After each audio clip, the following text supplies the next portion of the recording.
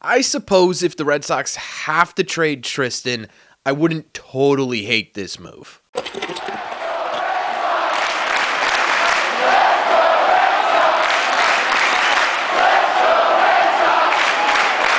What is going on, everybody? Welcome back to Red Seat Radio. My name is Corbin, and in today's video, we're breaking down a trade that was proposed that if the Red Sox absolutely are hell-bent on trading Tristan Casas, wouldn't totally be the end of the world. We're going to talk about why it could make some sense for the Red Sox and whether or not this is something we want the Red Sox to do. Thank you all very much for clicking on this one.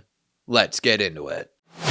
So the idea of trading Tristan Casas to sort of finish up this offseason for the Red Sox is kind of my worst nightmare. And the biggest reason for that is because it really doesn't improve this roster, or at least the ones that have been proposed so far hasn't truly improved this roster all that much. We've got connections to Luis Castillo, which maybe sort of could have made the rotation better, but probably overall not exactly the type of caliber ceiling you want if you're trading Tristan. Every time Nolan Arenado's name has come up, Tristan Casas has been attached to it with the Red Sox.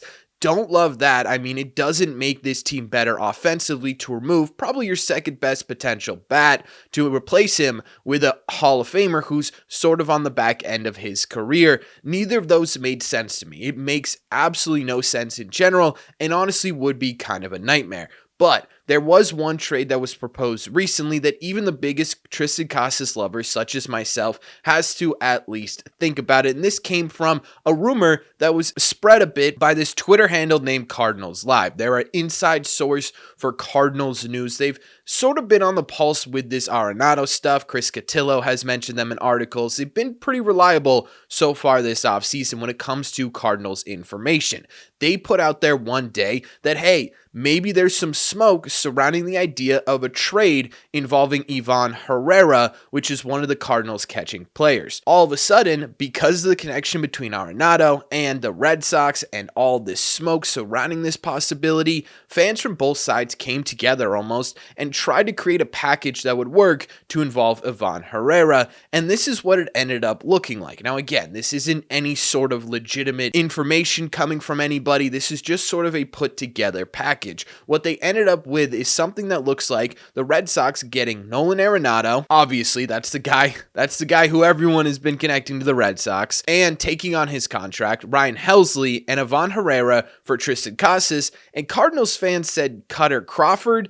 But to be honest with you, unless the Cardinals end up eating a pretty large chunk of the Nolan Arenado contract, that value just doesn't make a ton of sense, giving up two pretty valuable players in order to get all three of these guys. To me, it just doesn't work on paper or in a baseball sense. So instead, I added in someone like a Josh Winkowski just to sort of match up the values here, to show you what else you'd have to give up outside of Tristan to get this deal done. Now, before we all go freaking out, Corbin, you can't trade Casas. I know that, but let's at least talk about why this could potentially, if you have to trade Tristan, make sense for this Red Sox team. The first thing it does is obviously bring in Nolan Arenado. Now, I'm not going to go into fully why Nolan Arenado could make sense for the Red Sox. We've done that multiple times on this channel, so you all know exactly what Nolan Arenado could bring to the Red Sox, but just in summation here, it's one of the better defenders in the history of baseball,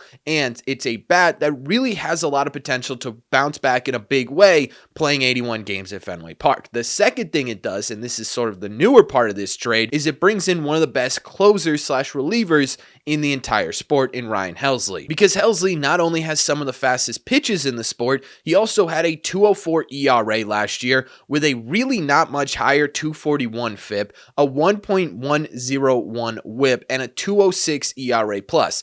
106% better than the average pitcher in Major League Baseball last year. As a closer, he came in 9th in Cy Young voting. Not to mention, he had 49 saves this season, which led all of Major League Baseball, and his Baseball Savant page is gloriously red. Top of the league in whiff rate, towards the top of the league in strikeout rate, chase rate, breaking run value, pitching run value. The dude was an animal. His off-speed stuff was essentially unhittable. A 171 average on 450 sliders thrown, a 125 average on his curveball, and you pair that with a fastball that reaches speeds of 102 miles an hour, and he's a really, really deadly pitcher. Red Sox bring this guy in, and they have one of the best back ends in all of baseball sitting in their bullpen, which is an important factor for this Red Sox team, right? This is what they've been looking to do, really improve the back end of their bullpen. We've heard them connected to a ton of back end relievers on the free agent market. This would take care of that at a much lower cost. Now, the only caveat with Ryan Helsley is that he's going to be a free agent in 2026. So unless the Red Sox bring him in and then try to immediately extend him for at least another 1 or 2 years,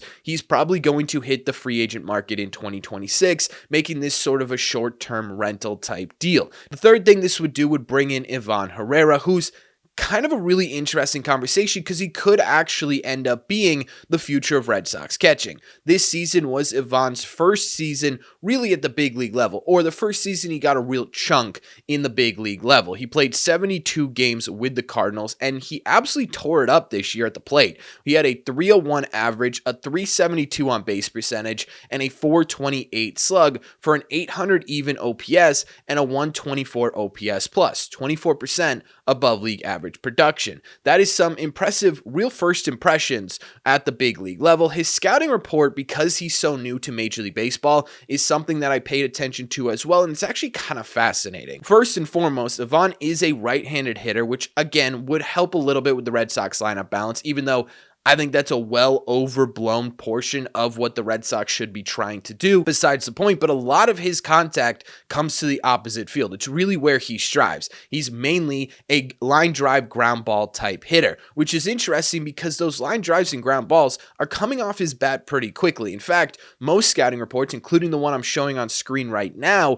has him as an above average player when it comes to raw power potential. He's just not getting under baseballs, and that led to just 5 home runs in 72 games. So not only is he a high contact player, he's a guy who's going to make a lot of contact with baseballs as he continues to develop in Major League Baseball at just 24 years old. There's also some power potential in there as well. Pair that with a pretty decent walk rate. He's actually had elite walk rates according to scouts throughout his minor league career, even to the point where some scouts say he's too patient at the plate, and a fairly decent strikeout rate last season at the Major League level. It was below average at about 20% in the big league. So you're talking about a player at the plate who could be a super high contact guy, a super high on base guy with some potential pop.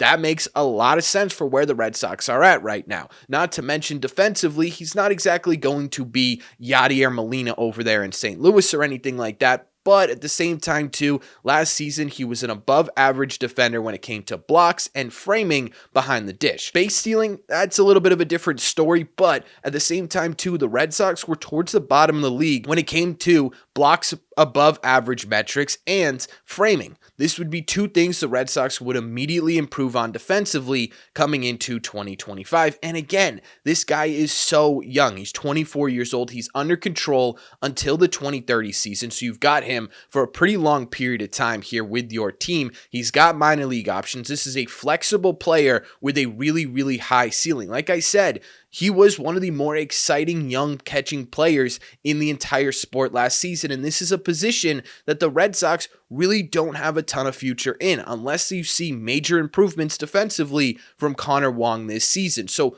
all in all, what you'd be getting from the Red Sox perspective in this trade would be a future Hall of Famer, one of the better defenders of our generation, maybe ever in Major League Baseball, a guy who, yes, had a down year and yes, has been trending the wrong direction at the plate, but who still shows signs that he could be really productive, especially playing 81 games at Fenway Park. You'd be getting a legitimate high caliber closer who could absolutely come in and transform the back end of your bullpen, and you'd be getting a long-term solution at the catching position who's with a guy who's got a really high ceiling offensively and a pretty decent ceiling defensively as well. Now again, I hate the idea of trading Tristan. I genuinely think Tristan Casas coming into this season, if he stays healthy, which is honestly a big if at this point, is going to be one of the Red Sox best players. He could end up being, especially with his personality, one of the faces of your franchise by the end of the season.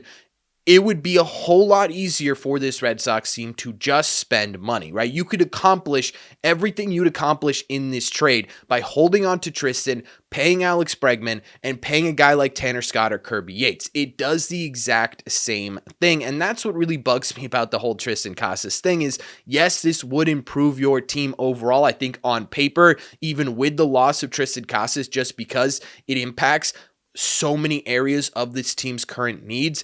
But you could also do that and just hold on to Tristan as well and sort of negate the idea of having to trade this guy away. Ultimately, would I prefer the Red Sox make this trade or do something in free agency? Obviously, I'm going to pick free agency.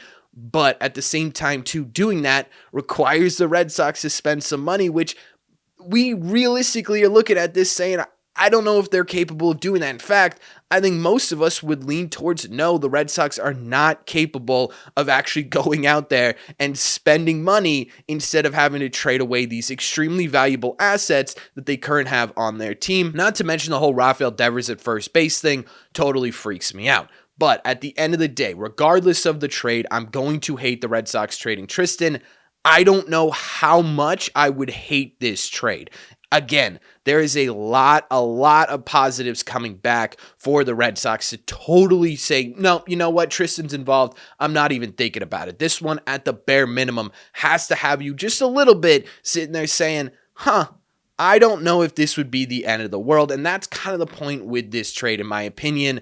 So let me know in the comment section down below. What do you guys think? You've taken a look at this trade. You've taken a look at what the Red Sox would be getting back for this kind of deal. Is this something that at the bare minimum is making you at least ponder the possibility of trading Tristan Casas? Or are you still steadfast saying, no, I'm good. We're keeping Tristan. I'd rather Tristan instead of the three of these guys.